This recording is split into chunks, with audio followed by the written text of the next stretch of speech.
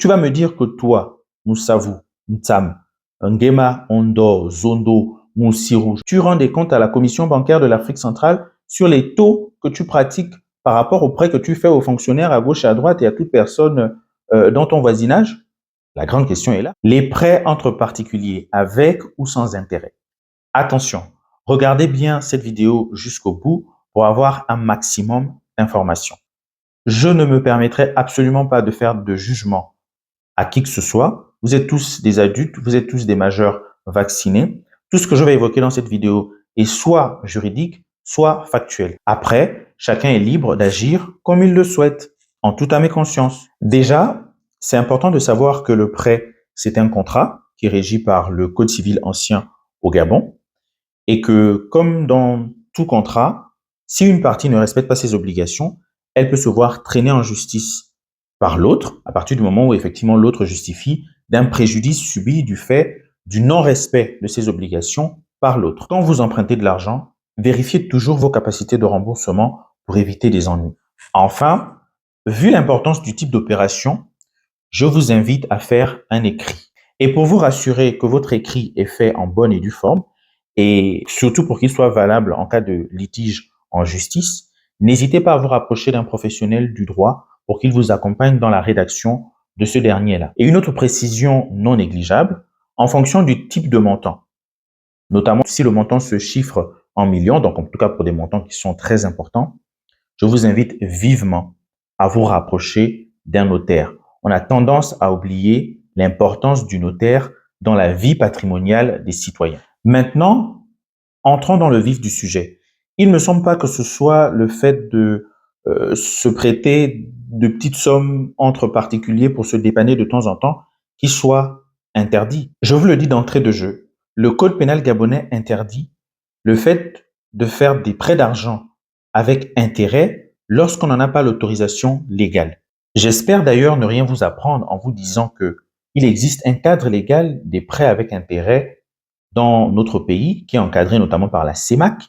Et en plus, il y a la Commission bancaire de l'Afrique centrale, donc la COBAC, qui s'assure que les personnes qui ont l'autorisation de faire les prêts avec intérêt respectent le cadre légal, notamment les taux qui sont prévus par la loi.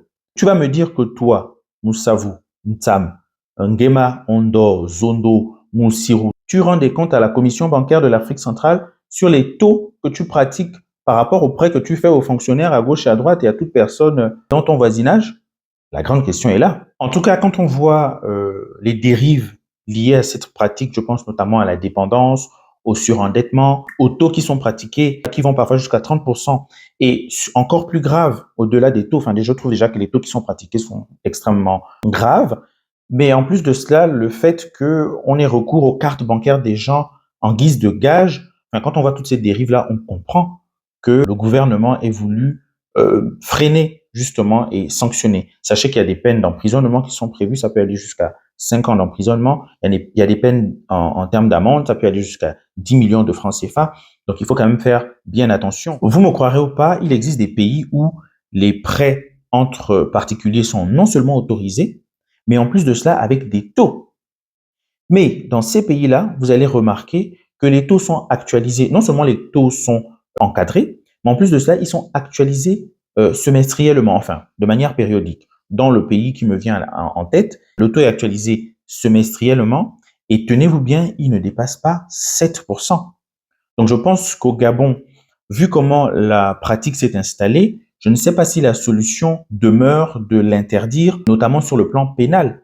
Peut-être que la solution pourrait venir du fait de l'encadrer dans les sommes que les gens empruntent, à quelle fréquence, pour éviter notamment les dépendances et pour éviter que les personnes physiques en fassent une activité commerciale régulière et profitable, parce que ça c'est aussi problématique en tant que personne physique. Si vous faites une activité commerciale qui n'est pas déclarée, vous ne payez donc pas de taxes ou en tout cas il n'y a pas de fiscalité dessus. Donc à quel moment on s'assure que les caisses de l'État puissent gagner par rapport à ça? Donc je pense que la solution pourrait venir du fait de l'encadrer, comme je disais, dans les sommes à emprunter, la fréquence des emprunts et surtout le taux.